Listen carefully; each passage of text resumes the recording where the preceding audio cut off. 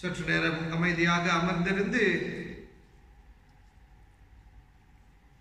கடவுளை வணங்குவதற்கு முன்பதாக கடவுளுடைய தூய பிரசன்னத்தை நாம் அனைவரும் இருக்கிற இடத்தில் உணர முயற்சி எடுப்போம்.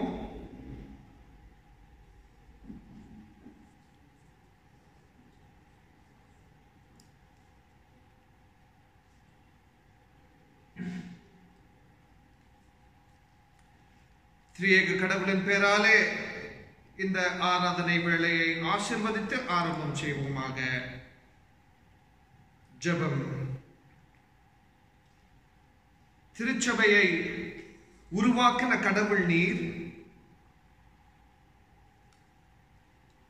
உருவாக்கி உம்முடைய தூய ஆவியின் நிமித்தம் திருச்சபையை ஆசீர்வதித்த கடவுள் நீர், ஆசீர்வதித்து இந்நாள் வரைக்கும் வழி நடத்தியிருக்கின்ற கடவுள் நீர், இதுக்கு மேலையும் வழி நடத்துகிற கடவுள் நீர். உமக்கு கோடான கோடி நன்றி. உம்முடைய துதியை பாட கூடியிருக்கின்றோம், உம்முடைய வார்த்தைகளை படிக்க இருக்கின்றோம், அதற்குள் அடங்கியிருக்கின்ற ஞானத்தை தியானம் செய்ய இருக்கின்றோம். திருச்சபையின் இந்த ஆரம்ப நாளை அனுசரிக்க இருக்கின்றோம். அன்புள்ள கடவுளே, இந்த வழிபாடு அனைவருக்கும் ஆசீர்வாதமாக இருக்கும்படி கிருபையாக நீர் மட்டும்தான் வழிநடத்த வேண்டும். மீட்பர் ஆண்டவராகிய இயேசு கிறிஸ்துவின் நாமத்தினால் ஆமென்.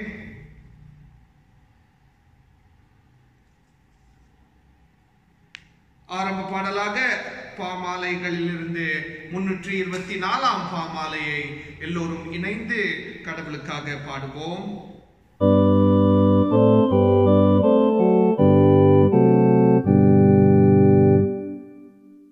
பாதை காட்டும் மாயேகோவா பரதேசியான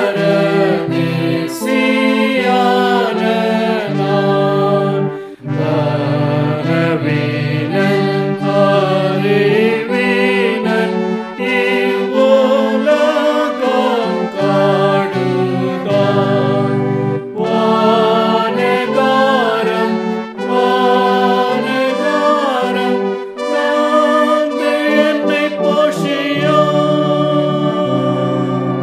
நாந்து என்னை போஷியோ ஜீவத்தண்ணி ஓரோம் போற்றை நீர் திறந்து தாருமே தீபமேக ஸ்தம்பம் காட்டும் வழியில் நடத்துமே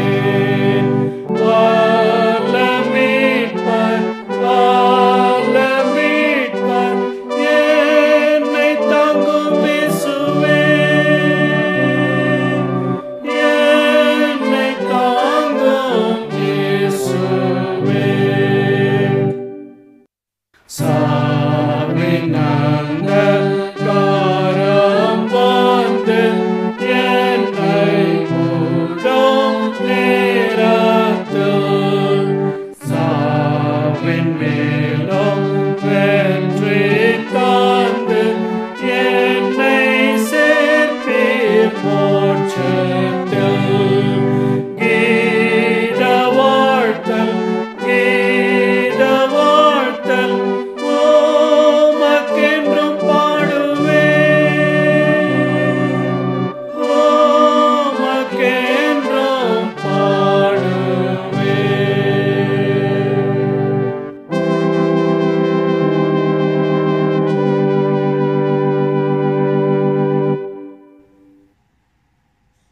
ஆண்டவராகிய இயேசு கிறிஸ்துவின் திருப்பெயராலே உங்கள் அனைவரையும் இந்த வழிபாடிற்கு வாழ்த்தி வரவேற்கின்றேன்.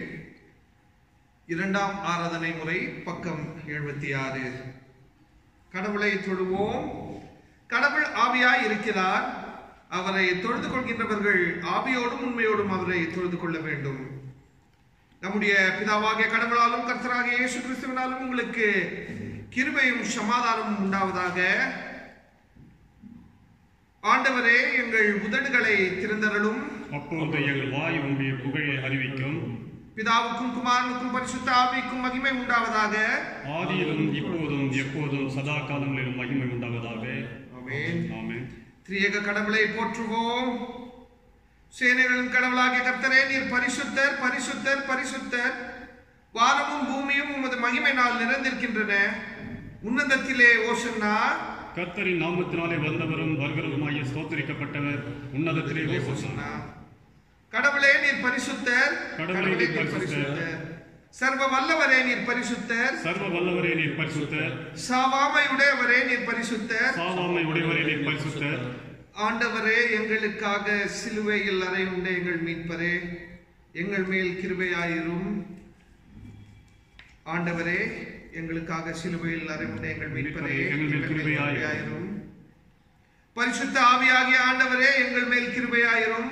பரிசுத்த ஆவியாகிய ஆண்டவரே, எங்கள் மேல் கிருபையாயிரும். ஆண்டவரே, எங்கள் ஜெபங்களையும் இந்த ஆராதனையும் ஏற்றுக்கொண்டு எங்கள் மேல் கிருபையாயிரும். ஆண்டவரே, எங்கள் மேல் கிருபையாயிரும். எங்கள் மேல் கிருபையாயிரும். கடவுளை நோக்கி மன்னிப்புக்காக மன்றாடுவோம். நமக்கு பாவம் இல்லை என்போமானால் நம்மை நாமே வஞ்சிக்கிறவர்களாகவும், நமக்குள் உண்மை இல்லை, நமது பாவங்களை அறிக்கையிட்டால் பாவங்களை நமக்கு மன்னித்து எவ்வித அநீதியும் நீங்க நம்மை சுத்திகரிப்பதற்கு அவர் நம்பத்தக்கதவரும் நீதியும் உள்ளவர். நான் எழுந்து என் தகப்பனிடத்திற்கு போய், தகப்பனே, பரத்துக்கு விரோதமாகவும் உம்முடைய பார்வையிலும் நான் பாவம் செய்தேன், இனி உம்முடைய மகன் என்று சொல்வதற்கு பாத்திரம் இல்லை, உம்முடைய கூலிக்காரர்களில் ஒருவனாக என்னை வைத்துக் கொள்ளும் என்பேன். கடவுளே, கடவுளுடைய ராஜ்யம் சமீபத்திருக்கின்றது. மனம் திரும்பி சுவிசேஷத்தில் நம்பிக்கை வையுங்கள். அமைதியாக கடவுளிடத்தில் நாம் நமது பாவங்களை அறிக்கை செய்வோம்.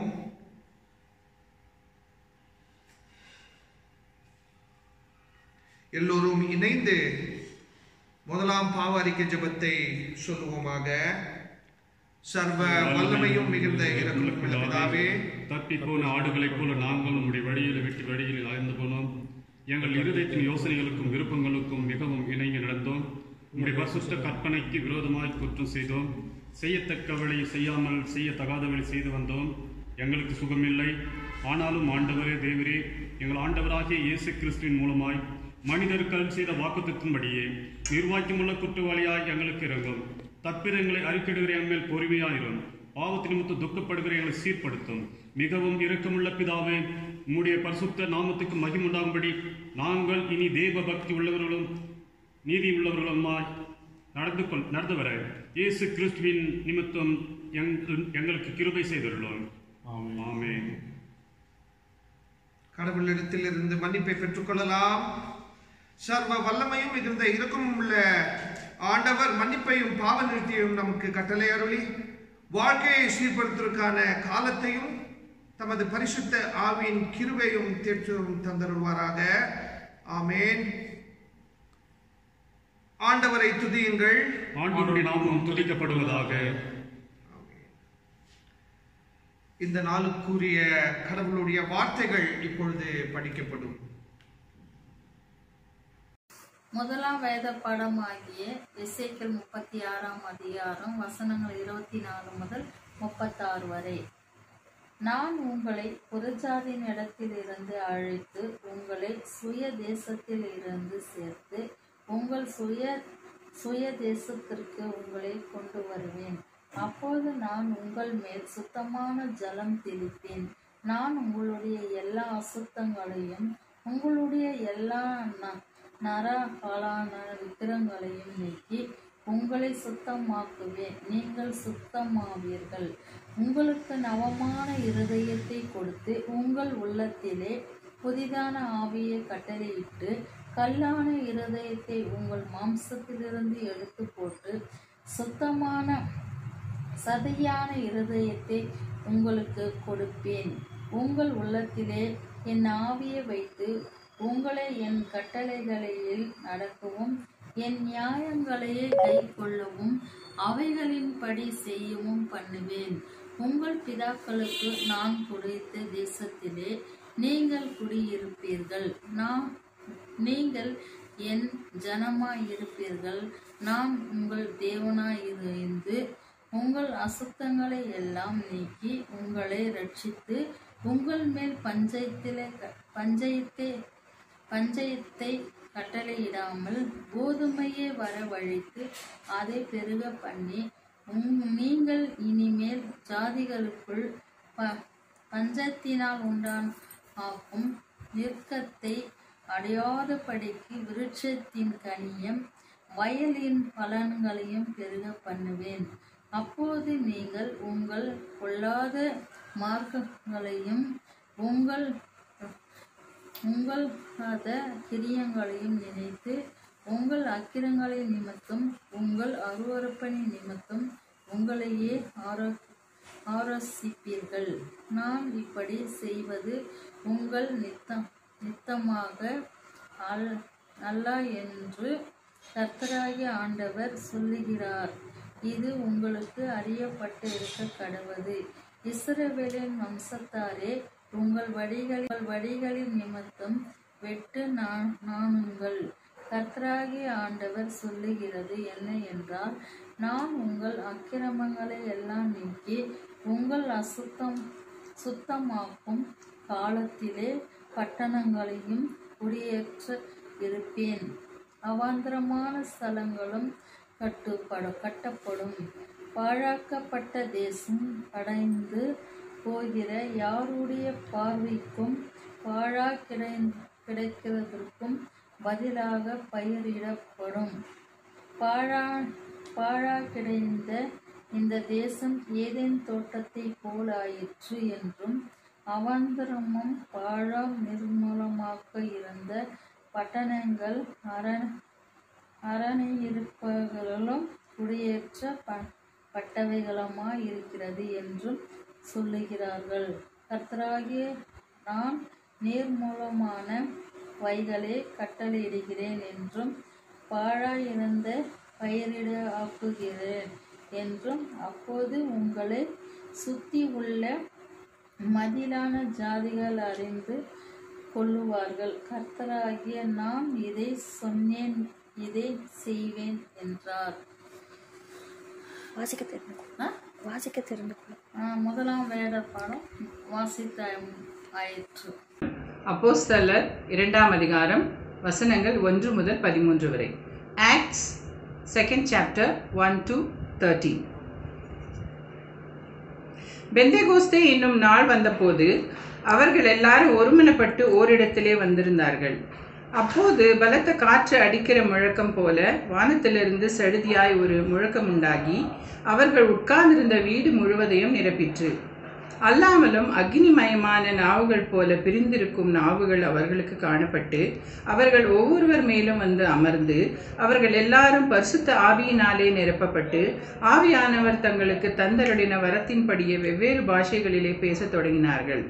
வானத்தின் கீழே இருக்கிற சகல தேசத்தாரிலும் இருந்து வந்த தேவ பக்தியுள்ள யூதர்கள் அப்பொழுது எருசலேமிலே வாசம் பண்ணினார்கள். அந்த சத்தம் உண்டான போது திரளான ஜனங்கள் கூடி வந்து தங்கள் தங்கள் பாஷையிலே அவர்கள் பேசுகிறதை அவரவர்கள் கேட்டபடியினாலே கலக்கமடைந்தார்கள்.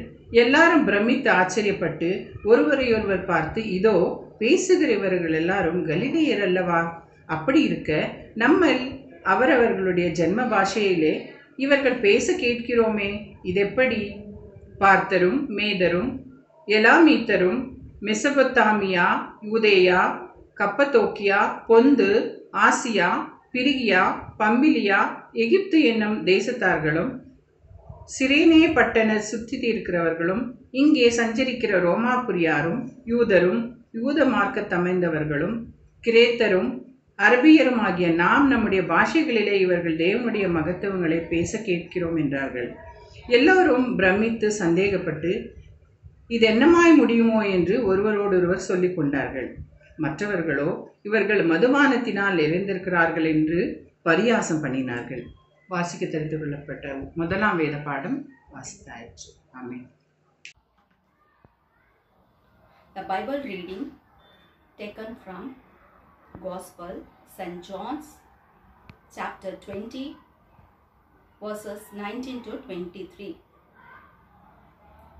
Chapter 20 verses 19 to 23. On the evening of the day, the first day of the week, the doors were locked where the disciples were together because of their fear of the Jews. But Jesus came and stood among them. He said to them, "Peace be with you." When he had said this, he showed them his hands and his side. The disciples kept looking at the Lord and were full of joy. Again Jesus said to them, "Peace be with you. As the Father has sent me, so I am sending you."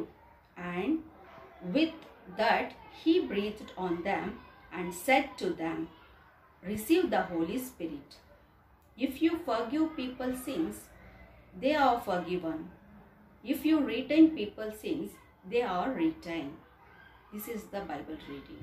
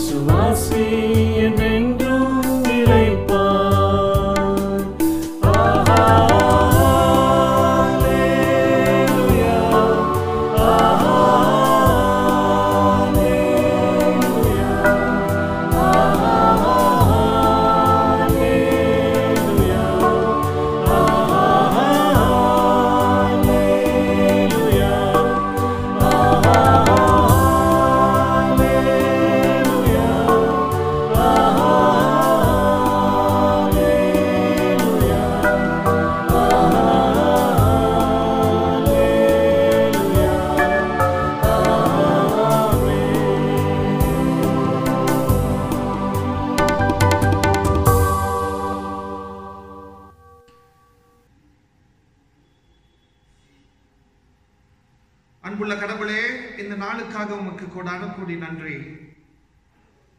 இந்த வழிபாடு நிமித்தம் அன்புள்ள கடவுளே, உம்முடைய தூய ஞானத்தை நாங்கள் ஆசீர்வாதமாக பெற்றுக்கொள்ள இங்கே கூடியிருக்கின்றோம். திருச்சபையின் மூல காரணங்களை நாங்கள் தெரிந்து கொள்ள கூடியிருக்கின்றோம். கிறிஸ்து உடைய அன்பையும் சமாதானத்தையும் நாங்கள் உணர, அதை பிறரோடு பகிர, நாங்கள் அதற்குள் கழி கூர்ந்து மகிழ நீங்கள் மட்டும்தான் ஆசீர்வதித்து வழிநடத்தும்படி மீட்பரானவராக இயேசு கிறிஸ்துவின் நாமத்தில் மன்றாடுகின்றோம் அன்புள்ள கடவுளே. ஆமென். பிரியமானவர்களே, திருச்சபையின் வரலாற்றில் இது மிகவும் முக்கியமான ஒரு நாளாக இருக்கின்றது. பெந்தகோஸ்து திருநாள் என்பது திருச்சபைக்கு மிக முக்கியமான ஒரு நாள். வரலாற்றில் திருச்சபையின் பிறந்த நாள் என்று பல ஆயர்கள், இறையாளர்கள் நம்பி கருதுகிறார்கள். பெந்தகோஸ்து திருநாள் என்று சொல்கின்ற வேளையில் நாங்கள் திருச்சபையின் அடிப்படையை அறிந்து கொள்ள புரிந்து கொள்ள மிக முக்கியமான ஒரு காரியமாக இருக்கின்றது. படிக்கப்பட்ட 3 பகுதிகளை குறித்து பேசுவதற்கு முன்பதாக சில காரியங்களை குறித்து நான் எண்ண இருக்கின்றேன். என்னோடு கூட இணைந்து நீங்களும் இந்த சில காரியங்களை குறித்து எண்ண வேண்டும், யோசிக்க வேண்டும். கடினமான சூழல், அதிலும் கூட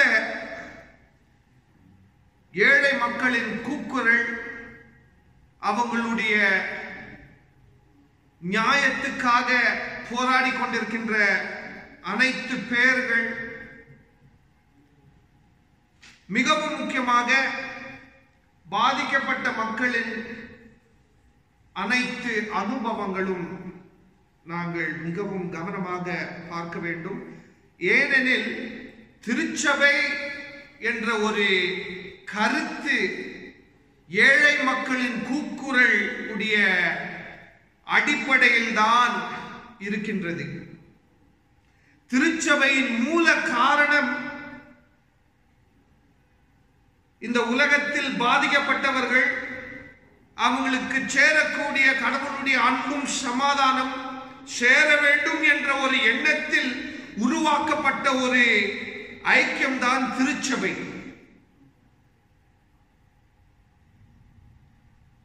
இந்த பார்வையில் நாங்கள் திருச்சபையை பார்ப்போமானால் திருச்சபையின் ஊழியங்களை நாங்கள் கவனமாக பார்க்க வேண்டும். திருச்சபை சார்ந்து பல பேர் பல ஊழியங்களை செய்து கொண்டு வந்திருக்கின்றார்கள். போக முடியாத ஒரு இடத்திற்கு போய் பல பேரை கிறிஸ்துவுக்குள் வழி நடத்தி இருக்கின்றார்கள். அதை எல்லாம் தாண்டி மிக முக்கியமான ஒரு கேள்வி என்னவென்றால், இந்த ஒரு காலகட்டத்தில், இந்த ஒரு நிமிடம், இந்த ஒரு நாள் ஏழை மக்கள் பாதிக்கப்பட்ட ஒரு நிலைமையில் இருக்கின்ற பொழுது, ஏழைகள் வீதியில் இறந்து போய் இருக்கின்ற ஒரு சூழலில், பிள்ளைகள் அனாதையாக இருக்கின்ற ஒரு சூழலில் திருச்சபை எங்கே இருக்கின்றது?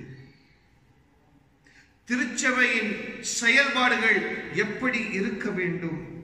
இது அனைத்தையும் நாங்கள் கவனமாக பார்க்க வேண்டும்.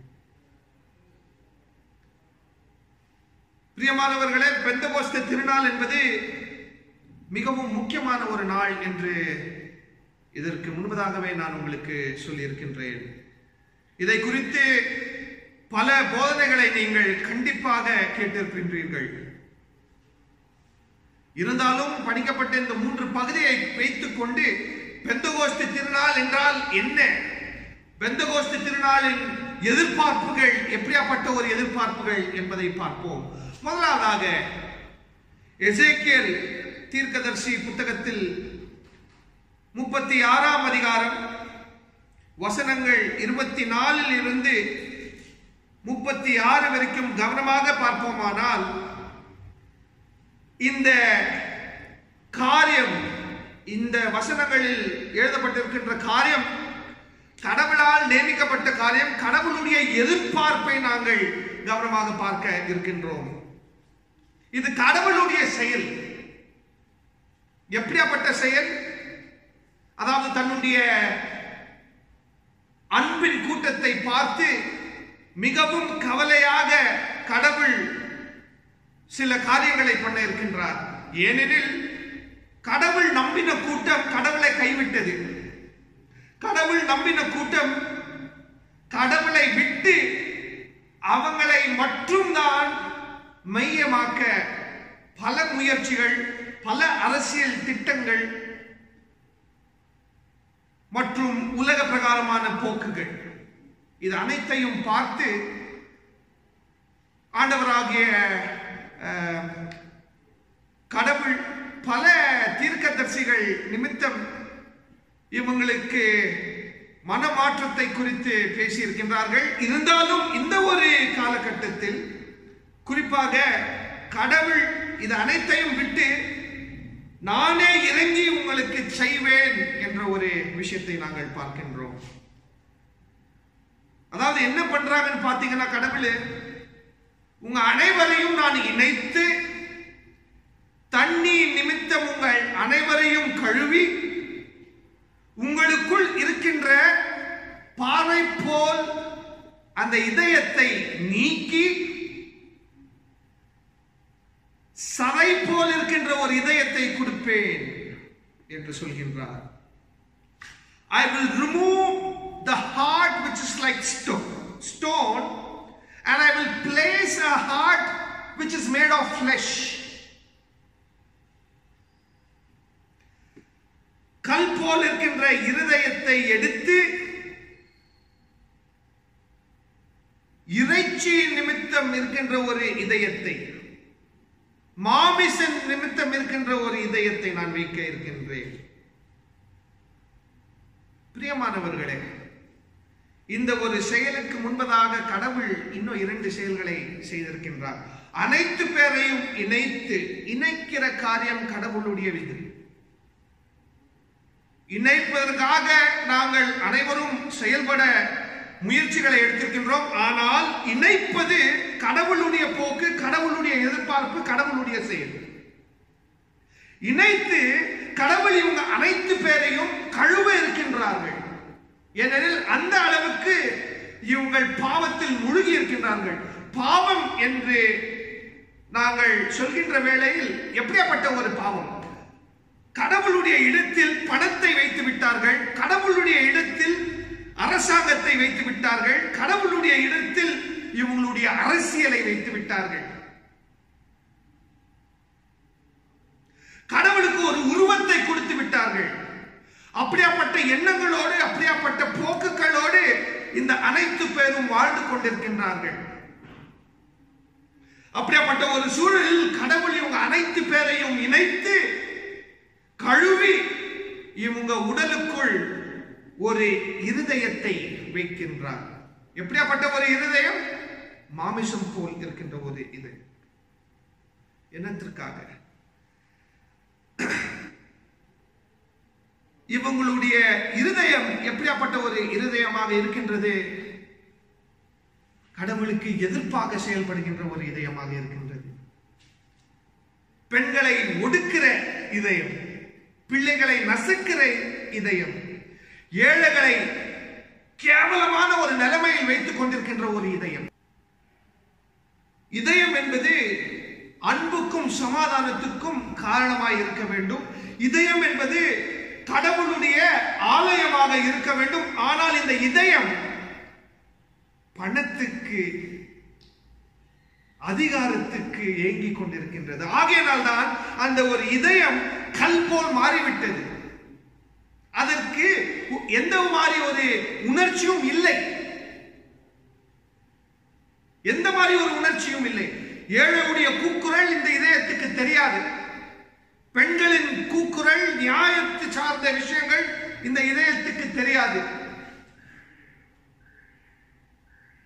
அப்படிப்பட்ட ஒரு சூழலில் கடவுள் இந்த கூத்தட்டை கழுவி அந்த உடலுக்குள் இறைச்சி, மாமிசம் போல் ஒரு இதயத்தை வைக்கின்றார். இதற்கு காரணம், இதனுடைய கற்பித்தல் என்னவென்றால், உணரக்கூடிய ஒரு இதயம் கடவுள் கொடுக்க இருக்கின்றார்.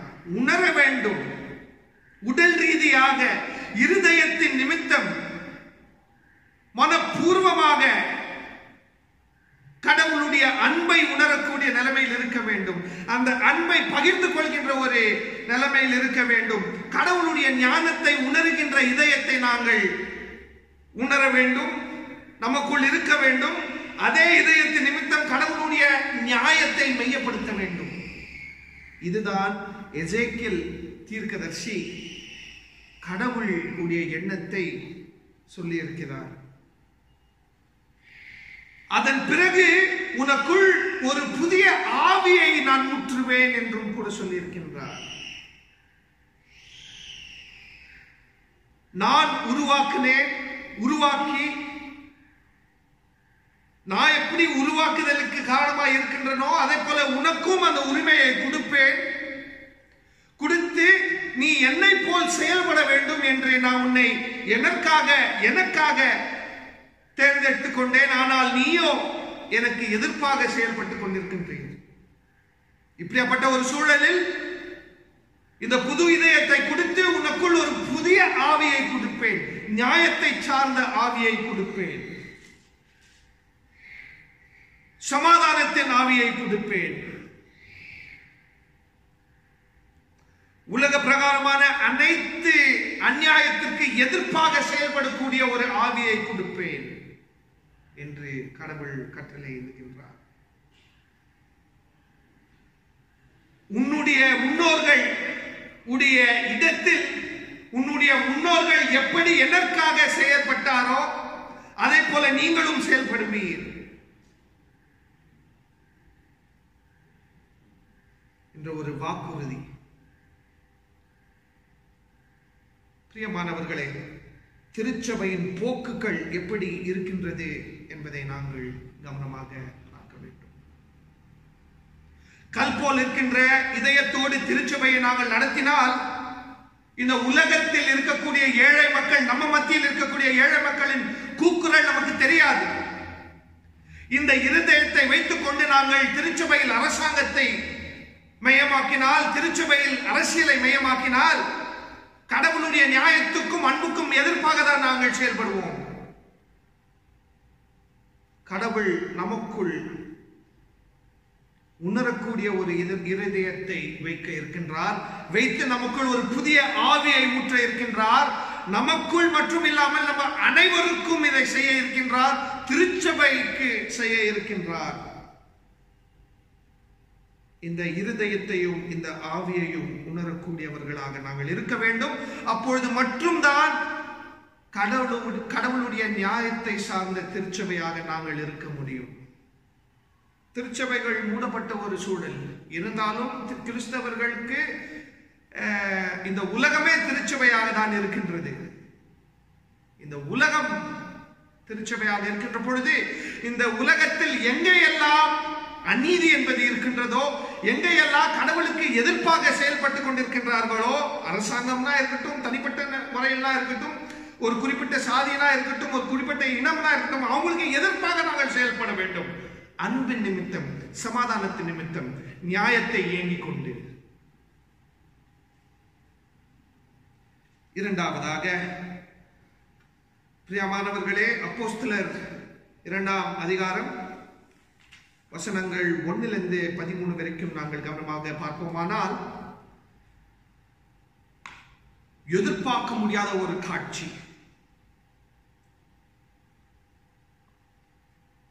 அதாவது எருசலேமா கலிலேயாவா என்ற ஒரு கேள்வி.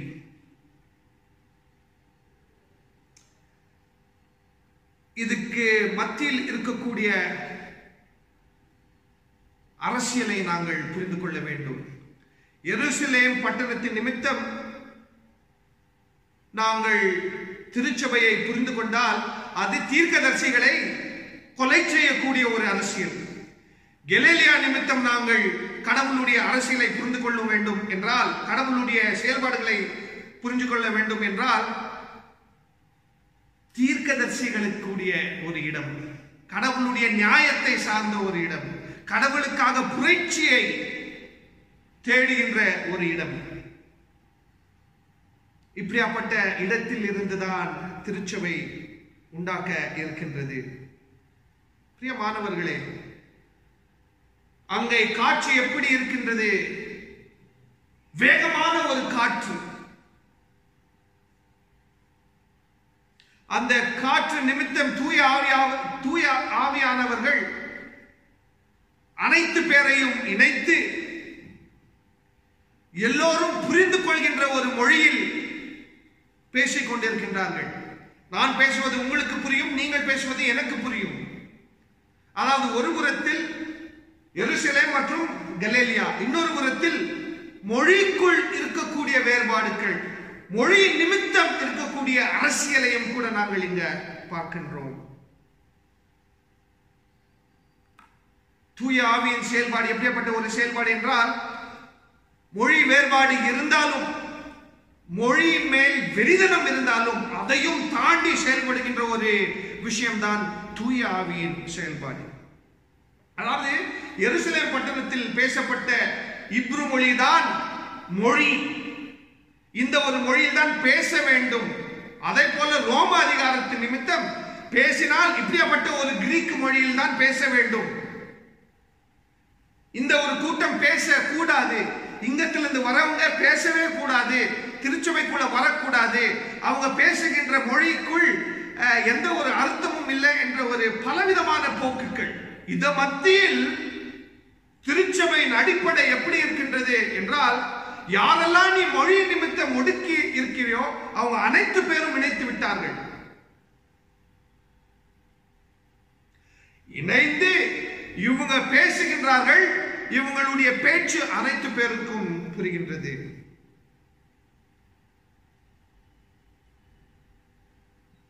ஏழாம் வசனத்தை கவனமாக பார்ப்போமானால் ஒரு கேள்வி. இவங்க அனைத்து பேரும் கலிலேயால இருந்து வந்தவங்க தானே என்ற ஒரு கேள்வி.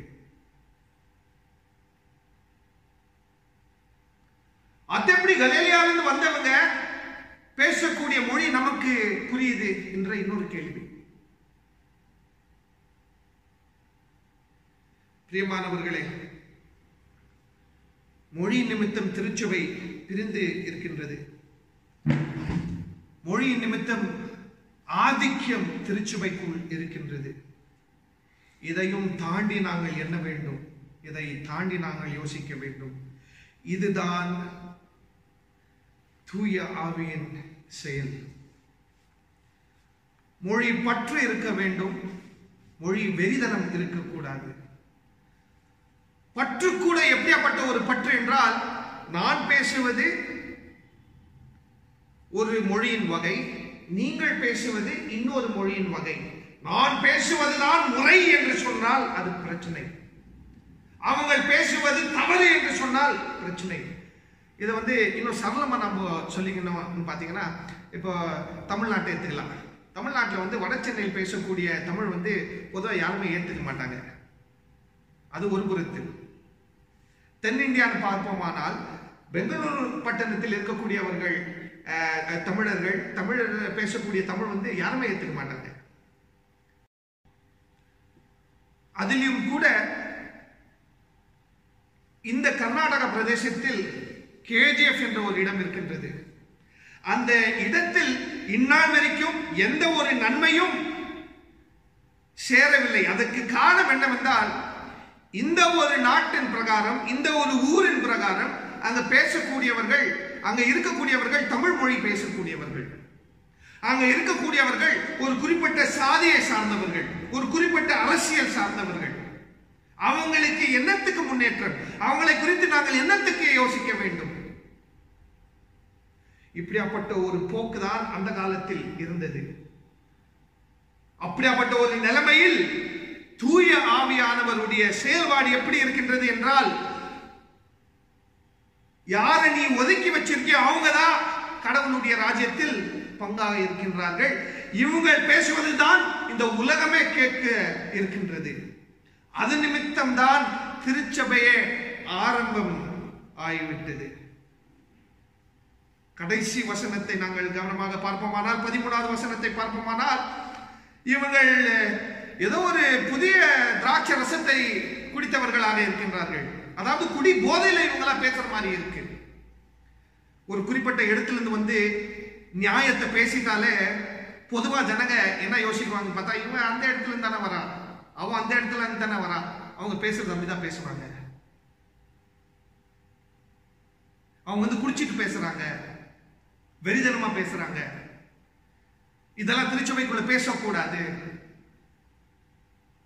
சாதிக்கு எதிர்ப்பா திருச்சபைக்குள் பேசக்கூடாது, ஆண்களுக்கு எதிர்ப்பா திருச்சபைக்குள் பேசக்கூடாது, மொழி சார்ந்த அரசியலை திருச்சபைக்குள் பேசக்கூடாது. இப்படிப்பட்ட கேவலமான எண்ணங்களில் நாங்கள் வாழ்ந்து கொண்டிருக்கின்றோம். இப்படிப்பட்ட ஒரு நிலைமையில் பிரியமானவர்களே, கடவுள் நமக்குள் ஒரு புதிய இருதயத்தை கொடுத்து, அதற்குள் ஒரு புதிய ஆவியை கொடுத்து அனைவரையும் இணைக்க இருக்கின்றார்கள். ஒரு புதிய புரட்சிக்கு காரணமாய் இருக்கின்றார்கள். இந்த புதிய புரட்சி தான் திருச்சபையின் ஆரம்ப கதை. இதை மறுக்க கூடாது. எண்ணி பாருங்கள், அந்த காலத்தில் அந்த ஒரு சூழலில் இணைந்த கூட்டம் பேசின பேச்சு வெறிதனமாய் இருந்தது. உலகத்தை கவிழ்க்கக்கூடிய ஒரு பேச்சாய் இருந்தது. ஏற்றுக்கொள்ள முடியாத ஒரு பேச்சாய் இருந்தது. ஏனெனில் இவங்க அனைத்து பேரும் ஒடுக்கப்பட்டவர்கள். இப்பொழுது கடவுளுடைய பார்வையில் தேர்ந்தெடுக்கப்பட்டவர்களாய் மாறிவிட்டார்கள். இவங்கள் நிமித்தம்தான் உலகத்தில் கிறிஸ்துவம் என்பது இருக்கும். ஆனால் இப்பொழுது அந்த ஒரு கிறிஸ்துவம் இல்லை. ஏனெனில் ஆதிக்கத்தில் இருக்கின்றவர்கள் தான் திருச்சபையை நடத்தி கொண்டிருக்கின்றார்கள்.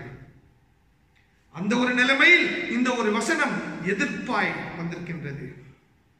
ஆதிக்கத்தில் இருக்கக்கூடிய அனைத்து பேரும் புரிந்து கொள்கின்ற ஒரு விஷயம் என்னவென்றால், புரிந்து கொள்ள வேண்டும் என்னன்னு பாத்தீங்கன்னா, இந்த ஒரு கருத்து, கவிழ்க்கக்கூடிய ஒரு கருத்து திருச்சபையின் அடிமழையில் இருக்கின்றது. கடைசியாக யோவான் 20ஆம் அதிகாரம் 19வது வசனத்தில் இருந்து 23வது வசனத்து வரைக்கும். பிரியமானவர்களே, இங்கே இந்த வசனங்களை நாங்கள் கவனமாக பார்ப்போமானால், ஆண்டவராகிய இயேசு கிறிஸ்து உயிர்த்தெழுந்த ஒரு நிலைமையில் திரும்பியும் ஒரு இடத்திற்கு வந்து மூடியிருந்த ஒரு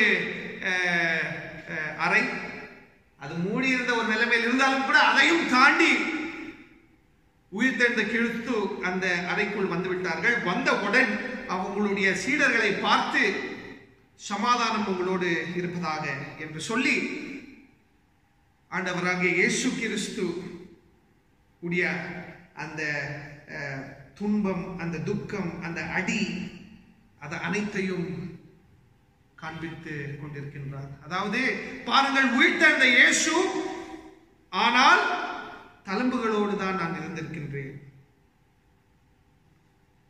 அந்த தழும்புகளை காண்பித்து இவங்களை திரும்பியும் பார்த்து, சமாதானம் உங்களோடு இருப்பதாக என்று சொல்லி அவங்கள் மேல், அவங்களுக்குள் ஒரு புதிய ஆவியை ஊற்றிவிட்டார். ஊற்றிவிட்டு என்ன சொல்கின்றார்? 23ஆம் வசனம், if you forgive people's sin, they are forgiven. If you retain people's sin, they are retained. நீங்கள் உங்களுக்கு எதிர்ப்பாக செயல்பட்ட அனைத்து பேரையும் பார்த்து மன்னிச்சிட்டீங்கன்னா மன்னிச்சது போல, இல்லாவிட்டால் அது அப்படியே தான் இருக்கும். பொதுவா ஆதிக்கத்தில் இருக்கக்கூடியவர்கள், பணத்திமிரோடு வாழ்ந்து கொண்டிருக்கின்றவர்கள், தன்னை சார்ந்த அரசியல் போக்குகள் இருக்கக்கூடியவர்களுடைய செயல்பாடுகள் எப்படி இருக்கும் என்றால், ஒரு குறிப்பிட்ட கூட்டத்தை, ஒரு குறிப்பிட்ட ஜனாங்கத்தை வந்து ஒரு தாழ்ந்த ஒரு நிலைமையில் தான் வைத்திருப்பார்கள். வேணும் தான் வச்சிருப்பாங்க. ஏன்னா திரும்பி திரும்பி வரணும் இல்லை, வரும்போது தான் இவங்க வந்து இன்னும் அதிகமாய் இருப்பார்கள். அதாவது இவங்க ஒரு பெரிய ஆளா இருக்க முடியும். அந்த ஒரு சூழல் தான், அந்த ஒரு சூழலில் ஆண்டவராகிய இயேசு கிறிஸ்து தன்னுடைய சீடர்களை பார்த்து, என்னை எப்படி புண்படுத்தினார்களோ அப்படி உங்களையும் கூட இந்த உலகம் புண்படுத்தும். அப்பொழுது நீ அவங்களை மன்னித்தால் மட்டும்தான் அவங்களுக்கு மன்னிப்பு, இல்லாவிட்டால் இல்லை. பிரியமானவர்களே, மன்னிப்பு என்பது கடவுள் கொடுக்கக்கூடிய ஒரு போக்கு மற்றும் இல்லாமல், பாதிக்கப்பட்டவர்கள், பாதிப்பை உண்டாக்கினவர்களை பார்த்து செய்யக்கூடிய ஒரு மகா செயலும் கூட. பாதிக்கப்பட்டவர்கள் மன்னிப்பை கொடுத்தால் மட்டும்தான் உங்களுக்கு மன்னிப்பு என்ற ஒரு விஷயம் இந்த வசனத்துக்குள் இருக்கின்றது.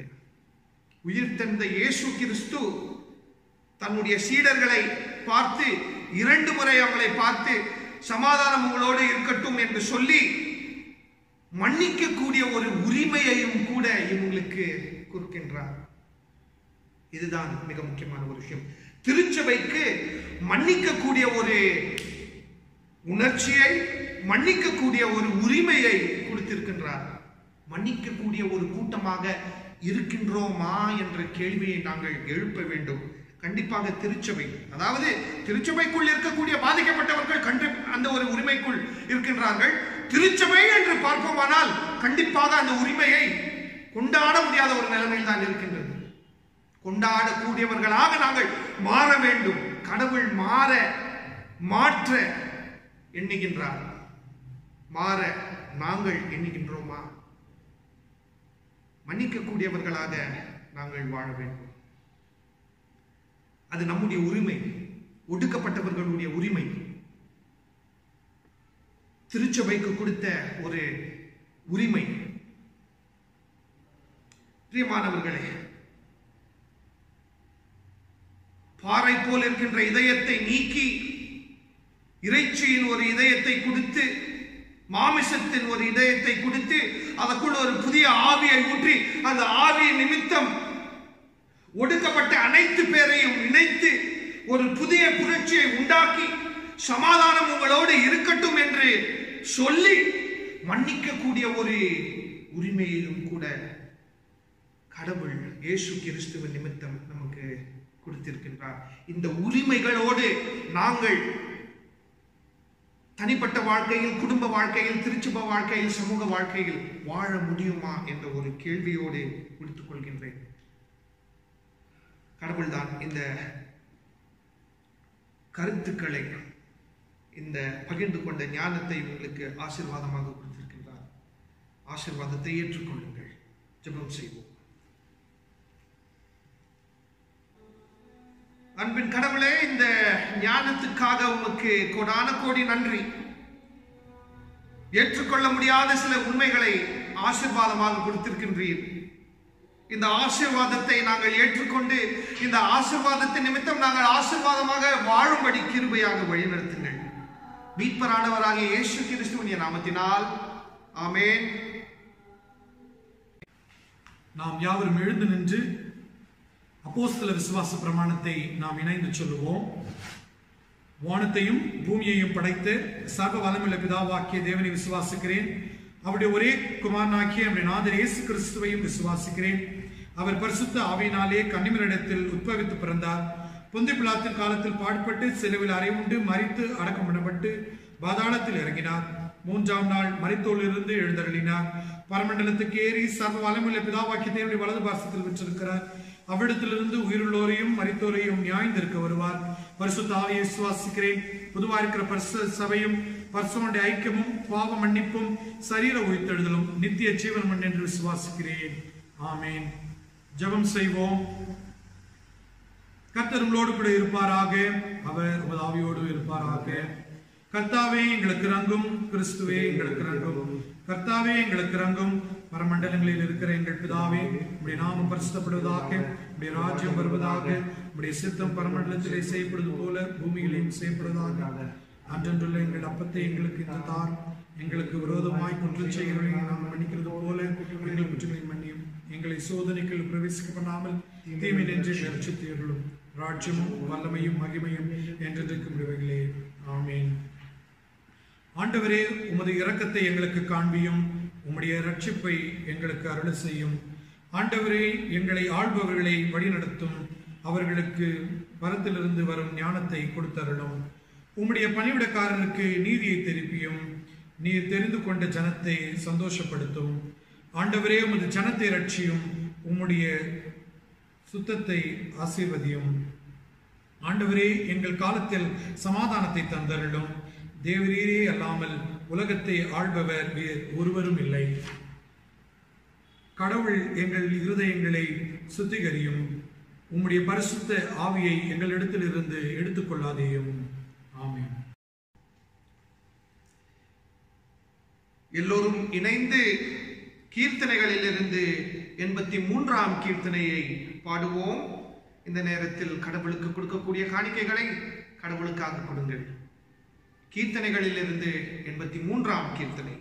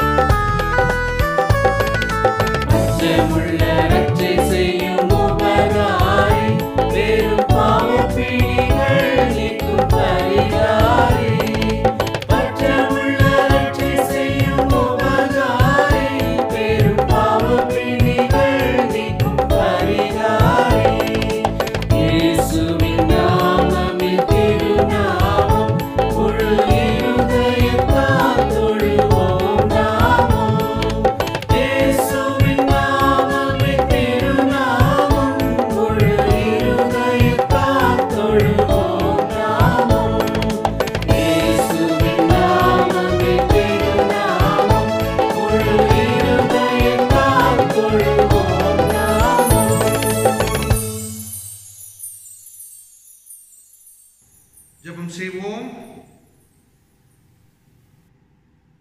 அன்புள்ள கடவுளே, இந்த வழிபாடுக்காக உமக்கு கோடான கோடி நன்றி. புரிந்து கொள்ள முடியாத ஆசீர்வாதங்களை கொடுத்திருக்கின்றீர். ஆசீர்வாதங்களை அறியாமை நாங்கள் வாழ்ந்து கொண்டிருக்கின்றோம். அன்புள்ள கடவுளே, உம்மிடத்திலிருந்து பெற்றுக்கொண்ட முக்கியமான ஆசீர்வாதங்கள் இருதயம், அதையும் தாண்டி புதிய ஆவியை கொடுத்திருக்கின்றீர். ஆவியை சார்ந்த புரட்சியை ஆசீர்வாதமாக கொடுத்திருக்கின்றீர். இந்த திருச்சபையை ஆசீர்வாதமாக கொடுத்திருக்கின்றீர். சமத்துவத்தை ஆசீர்வாதமாக கொடுத்திருக்கின்றீர். ஏற்றுக்கொள்ளுதலை ஆசீர்வாதமாக கொடுத்திருக்கின்றீர். மன்னிக்கிற உரிமையை ஆசீர்வாதமாக கொடுத்திருக்கின்றீர். இது அனைத்திலும் அன்புள்ள கடவுளை நாங்கள் அனைவரும் மனம் திரும்பி இணைந்து கழிகூர்ந்து வாழும்படி கிருபை செய்யுங்கள், வழி நடத்துங்கள். மீட்பரானவராக இயேசு கிறிஸ்துவின் நாமத்தில் மன்றாடுகின்றோம். ஆமென். எல்லோரும் இணைந்து சொல்லலாம்.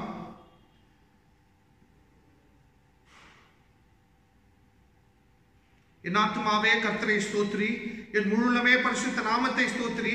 என் ஆத்துமாவே கர்த்தரை ஸ்தோத்திரி, கர்த்தர் செய்த சகல உபகாரங்களை மறவாதே. ஆமென். நம்பிக்கையோடு கடவுளுடைய ஆசீர்வாதத்தை பெற்றுக் கொள்ளலாம்.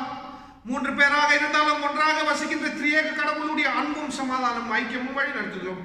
இப்பொழுதும் எப்பொழுதும் சதா காலங்களிலும் நம் யாவரோடும் நிலைத்திருப்பதாக. ஆமென்.